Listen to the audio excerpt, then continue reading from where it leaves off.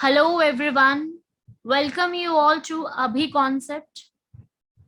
आज के इस ऑडियो लेक्चर में हम लोग इलाहाबाद यूनिवर्सिटी के बीए एलएलबी और एलएलबी में आए हुए previous year questions related to general awareness section, GA का जो सेक्शन आता है 50 क्वेश्चंस जिसमें पुटअप किए जाते हैं, उसके बारे में स्टडी करेंगे। जैसे कि आपको पता है कि एग्जाम के फॉर्म्स निकल चुके हैं, एग्जाम के फॉर्म्स जो हैं वो निकल चुके हैं, उनकी लास्ट डेट जो है वो भी आ चुकी है।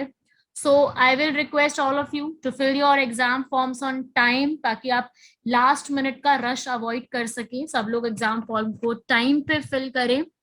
एंड ये जो एग्जाम होगा, जो आप एंट्रेंस एग्जाम के लिए प्रिपेयर कर रहे हो, इस एग्जाम के पैटर्न में आपका एक मोस्ट इंपॉर्टेंट सेक्शन रहने वाला है, जो कि है जनरल अवेयरनेस। मैं आपको थोड़ा सा इंट्रोडक्शन दे दूं, जिनको इस पैटर्न के बारे में या जिनको नहीं पता कि जनरल अवेयरनेस कैसे पढ़ना है, कैसे अप्रोच करना है। तो हमारे पास इसके अंदर कुछ टॉपिक्स आते हैं: history, polity, geography, little bit of economics. ये सारे आपके कौन से पोर्शंस कहलाते हैं? Dynamic portion. एंड इनके साथ आपका एक पोर्शन आता है, सॉरी, ये आपके कहलाते हैं स्टैटिक पोर्शन। इनके साथ आपका एक कहलाता है डायनामिक, जिसमें हम करंट अफेयर्स को पढ़ते हैं। तो इस तरीके से आपका जनरल अवेयरनेस का सेक्शन आता है, जिसको आपको कवर अप करना होता है। तो आप इस पूरे को कवर अप कर सकते हैं। हम लोगों के बैचेस रन कर रहे हैं, क्रैश कोर्स भी हम लोग रन कर रहे हैं, डेली क्लासेस होती हैं जनरल अवेयरनेस की, लीगल एप्टीट्यूड की, रीजनिंग की, क्वांटिटेटिव एप्टीट्यूड की। सारे सब्जेक्ट्स के लिए आपकी प्रॉपर क्लासेस होती हैं, रिकॉर्डेड मटेरियल भी आपको मिलता है। सो वो सब मैं आपको at the end of this lecture पूरा आपको एक्सप्लेन करूंगी। अभी हम इस वीडियो में देखते हैं कि आपके इस पूरे कॉन्सेप्ट में जितना हम जनरल अवेयरनेस पढ़ते हैं, इसमें कुछ जो क्वेश्चंस पूछे गए हैं, राइट, प्रीवियस ईयर क्वेश्चंस। आपको किसी भी एग्जाम को अप्रोच करना है, इट्स वेरी इंपॉर्टेंट कि आप उसके प्रीवियस ईयर को स्टडी करें। आपको ये पता रहे कि एग्जैक्टली उसमें कैसे किस टाइप के क्वेश्चन पुटअप किए गए हैं।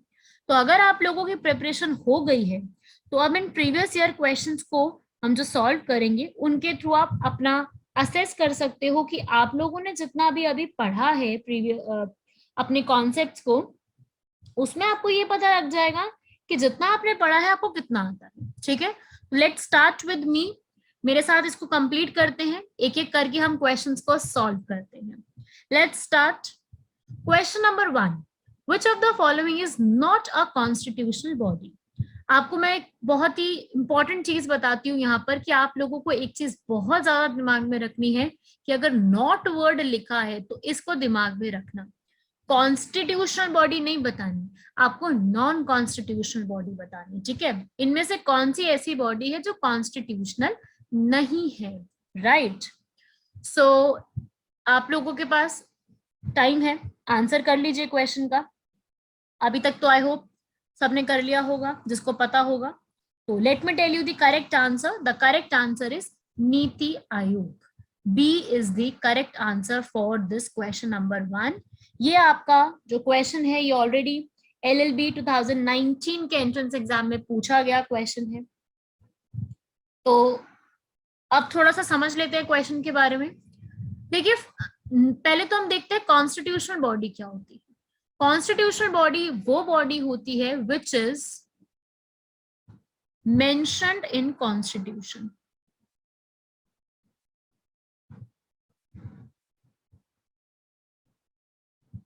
दैट मीन्स वो बॉडी जो कॉन्स्टिट्यूशन के अंदर लिखी हुई है। और एक बॉडी कौन सी होती है? जो कॉन्स्टिट्यूशन में लिखी हुई नहीं होती। तो अगर कोई बॉडी कॉन्स्टिट्यूशन में लिखी है, दैट मीन्स उसका कोई सेपरेट आर्टिकल भी होगा, राइट। सो फाइनेंस कमीशन, ये आर्टिकल कौन से आर्टिकल में लिखा गया है भाई? It is written under article 280 जो प्राइम मिनिस्टर द्वारा कॉन्स्टिट्यूट की जाती है। टेन्योर कितना है, जल्दी सब लोग अपने दिमाग में अंदाजा लगाएंगे कितना टेन्योर होता है फाइनेंस कमीशन का, 5 years, राइट।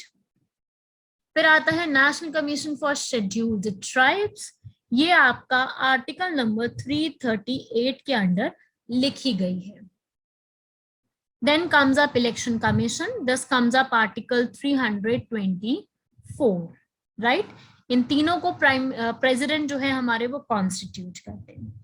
और अगर मैं बात करूं स्पेसिफिकली नीति आयोग की, तो आप लोग सब थोड़ा सा नीति आयोग के बारे में देखेंगे। नीति आयोग की सबसे पहले तो फुल फॉर्म लिखेंगे भाई, national institute for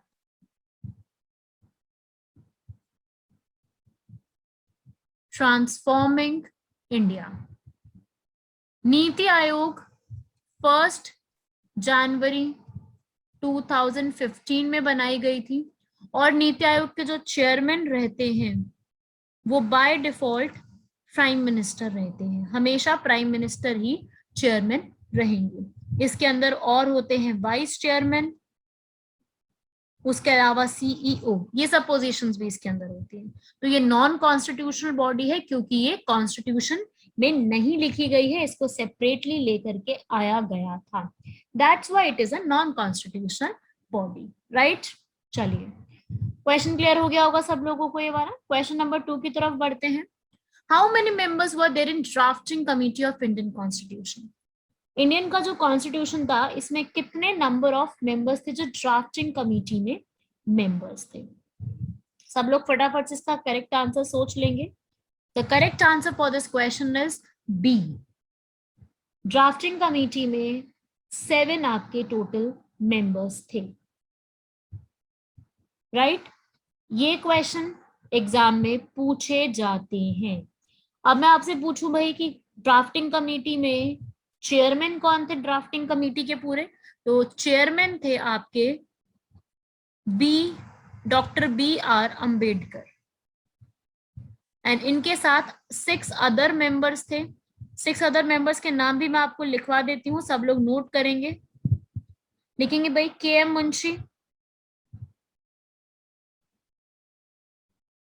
KM Munshi, Gopal Swami Iyengar,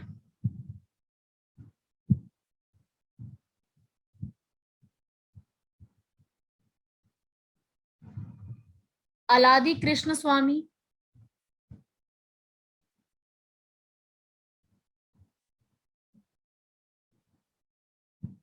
N Madhavrao,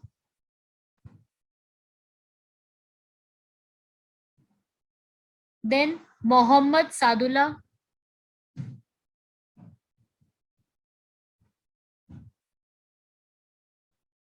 right.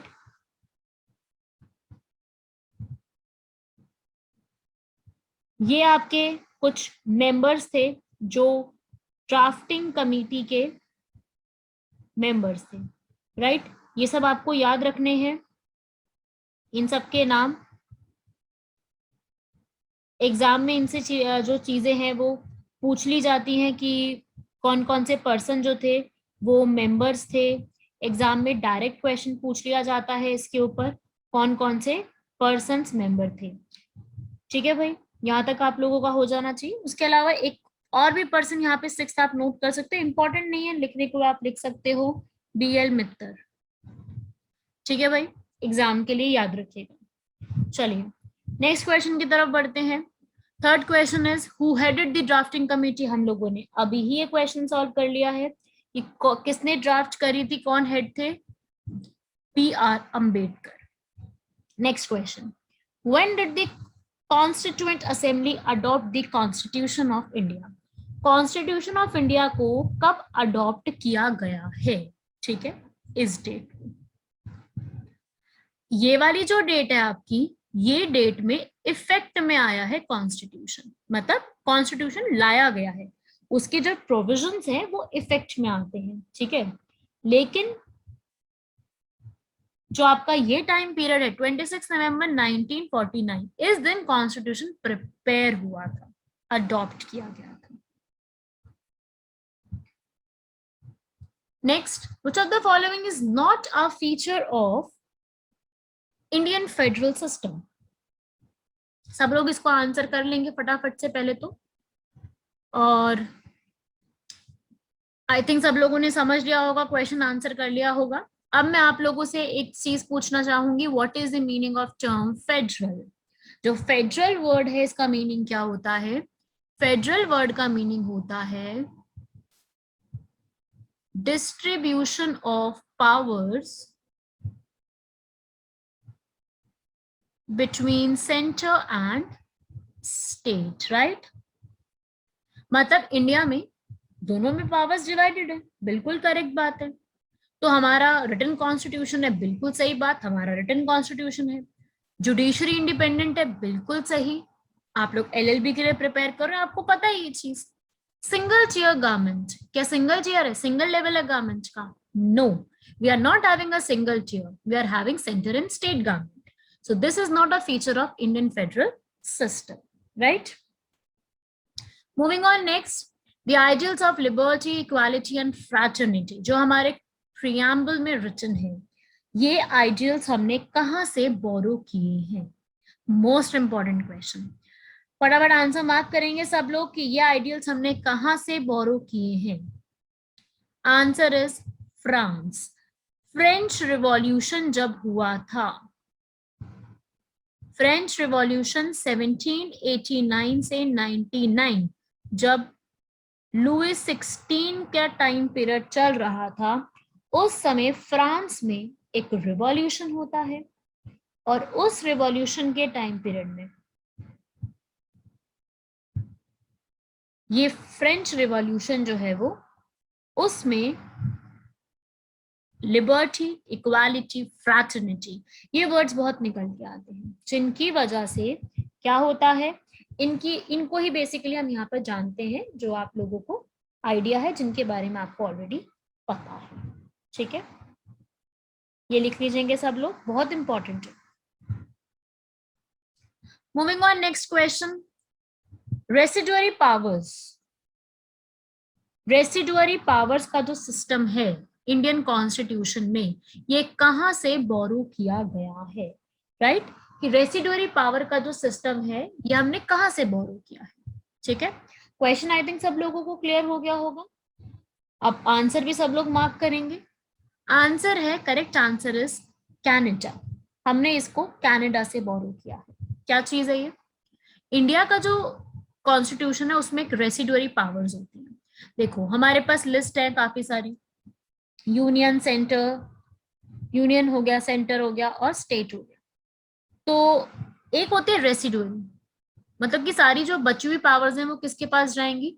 वो है सेंटर के पास। एंड इसी में से आपका कनाडा जो है, हमने ये चीज उनसे बोरो करी है, राइट? लिख लेंगे इस चीज को सब लोग, इंपॉर्टेंट है। नेक्स्ट कहता है भाई कि यूनिफॉर्म सिविल कोड यूसीसी कौन से आर्टिकल में मेंशन्ड है? यूसीसी, सो यूसीसी हमारा मेंशन्ड है आर्टिकल नंबर 44, जो कि डीपीएसपी में आता है। डीपीएसपी आर्टिकल नंबर 36 से 51 तक है, जिसमें 44 article uniform civil code. Another question from my side to you people, UCC को अप्लाई करने वाली पहली भारत की स्टेट कौन सी बनी है? सोचेंगे सब लोग, बताएंगे। Answer is Goa, first state to apply uniform civil code. Okay, next question, किस पर्सन ने आर्टिकल 317, जो कि कौन सी स्टेट से डील करता था? जम्मू एंड कश्मीर, जिसको अब जो है रिवोक कर दिया गया है। तो ये आर्टिकल 370 एक्चुअली में ड्राफ्ट किसने किया था, किसने बनाया था इसको? क्लियर? ये जो पूरा आर्टिकल 370 है ये बनाया किसने था? तो आंसर है भाई गोपाल स्वामी अयंगर। ठीक है, अभी आपने इनका नाम पढ़ा था ड्राफ्टिंग कमेटी में, याद है? वही पर्सन है ये जिन्होंने जो है आर्टिकल 370 ड्राफ्ट किया था। ओके, लिख लेंगे सब लोग इस क्वेश्चन को, इंपॉर्टेंट चीज है। Then comes up the next question. अब एक रिपोर्ट कमेटी के ऊपर भी कई बार जो है वो क्वेश्चन पूछ लेते हैं। ठीक है, कई बार एग्जाम में क्वेश्चन आ जाता है कमिटीज पे। तो मलिमठ कमेटी, ये मलिमठ कमेटी मतलब जो एक पर्सन थे जस्टिस मलिमठ, उन्होंने इसको हेड किया था। तो उनका ऑब्जेक्टिव क्या था, वो उन्होंने क्यों बनाया यहाँ पर, जो ये बेसिकली क्रिमिनल जस्टिस रिफॉर्म्स के ऊपर बनाई गई थी, राइट। होम मिनिस्टर ने यहाँ पर जो है डिटेल स्टडी करने के लिए इस कमेटी को यहाँ पर बनाया था कि क्रिमिनल जस्टिस सिस्टम जो चल रहा है उसके लिए, ताकि क्रिमिनल लॉज को मोर पीपल फ्रेंडली बनाया जा सके, राइट। तो उसके लिए ये कमेटी थी। कमेटी भी जो भी न्यूज में रहती है आपको याद रखनी है, एग्जाम में आ जाते हैं questions. Next, who decides the admissibility of questions in Lok Sabha. Lok Sabha में आपको पता है सबको कि क्वेश्चंस जो होते हैं, क्वेश्चंस पूछे जाते हैं, उसके लिए स्पेसिफिकली एक क्वेश्चन आर गिवन होता है, जिसमें 3 तरीके के क्वेश्चंस होते हैं, स्टार्ट, अनस्टार्ट, शॉर्ट नोटिस। तो उनके क्वेश्चंस की कौन से क्वेश्चन पूछे जाने और कौन से नहीं, वो डिसाइड कौन करता है? It is being decided by the presiding officer, that is the speaker, right. लिख लीजिएगा। Next question, who has to resign when the no confidence motion is passed in Lok Sabha. Lok Sabha में अगर नो कॉन्फिडेंस मोशन पास हो जाता है तो किसको resign करना पड़ सकता है? सब लोग इसको आंसर करेंगे खुद से और बताएंगे कि what shall be the answer. अगर नो कॉन्फिडेंस मोशन पास हो गया तो council of minister along with the prime minister को रिजाइन करना पड़ जाएगा। काउंसिल ऑफ मिनिस्टर यहाँ पे रिजाइन कर देंगे, राइट। इसको लिख लीजिएगा। देन बहुत अच्छा क्वेश्चन है, जब हमारे भारत में इमरजेंसी लगी थी एट, जो प्राइम मिनिस्टर थी उस वक्त मिसेस इंदिरा प्रियदर्शनी गांधी, उनके टाइम पीरियड में जब इमरजेंसी लगाई गई थी तो कौन से पर्सन हमारे भारत के प्रेसिडेंट थे? Because national emergency by the approval of president लगती है। तो उस समय के प्रेसिडेंट कौन थे? प्राइम मिनिस्टर मैंने आपको बता दिया, मिसेस इंदिरा गांधी। आपको प्रेसिडेंट बताना है। So the president was Fakhruddin Ali Ahmed, right? He was the president. Please note down the name because it's important. Next question. Who appoints CAG, Comptroller and Auditor General of India? पहले तो मैं बता दूं इसका आर्टिकल है भाई आर्टिकल नंबर 148, एंड इनको, या फिर आपको मैं सीधा बता दूं तो यूनियन लेवल पे, सेंट्रल लेवल पे सारी अपॉइंटमेंट्स करने की जिम्मेदारी प्रेसिडेंट की होती है। तो यह आंसर भी क्या हो जाएगा? President will be the correct answer.